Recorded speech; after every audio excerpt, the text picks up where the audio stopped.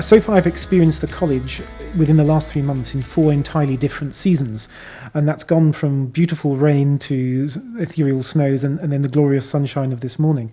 It is in a stunning location, and that only enhances the quality of the education the pupils have, because it is such a beautiful place, but one where there's immense space. And I think that's incredibly important. One can breathe, quite literally, sort of the relaxed atmosphere that comes within this very busy community. I think of it as traditionally modern, but equally it's combining the best of contemporary education. And I think that's fantastic, but we've got to look to develop ways in which pupils can develop their own character and opportunities for leadership, and the idea that the pupils are going to leave the college with a confidence born of competence, really, and able to face the world with agility and courage has to be the aim of what the education here is all about.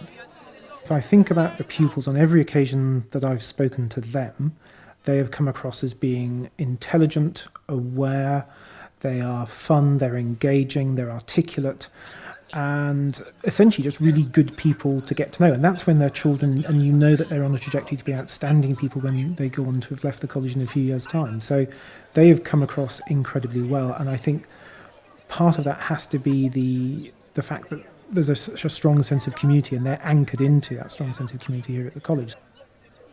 Maybe the thing that's most central to who I am and my identity is, I think, the importance of trying to do the right thing in everything that you're doing. And you don't have to be wonderfully clever or wonderfully talented to do that. You just have to do the right thing and stand by your integrity and your principles. And if you can start every day with that as your intention, you'll not go too far wrong. I normally try to run sort of a half marathon or so every year. That's getting increasingly disappointing as an exercise, and you can sort of almost watch your time taking on a minute every year. But no, I run 3-4 times a week.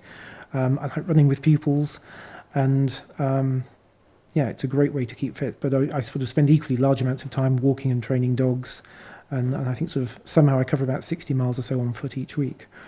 I'll be obviously accompanied by my wife Emma, who is also a teacher, and we have a 3-year-old black lab named Angus too. There's a wonderful quotation I came across by Edward Thring, who said of, I think almost when he was starting at Uppingham, is that you can only be the headmaster of every pupil that you know.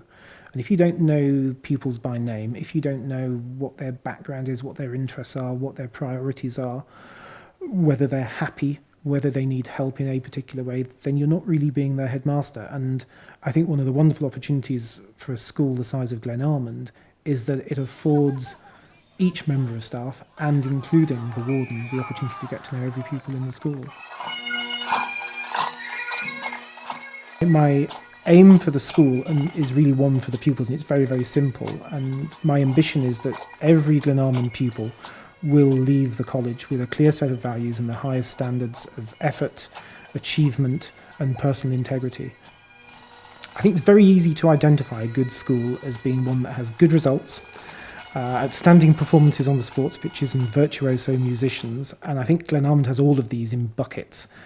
But ultimately, I think the test of any community is in its integrity and courage, and whether the people are good. And I'm in no doubt whatsoever that definition fits Glenalmond beautifully, and I think it's that reason why I'm so very excited to be coming up to Scotland next year.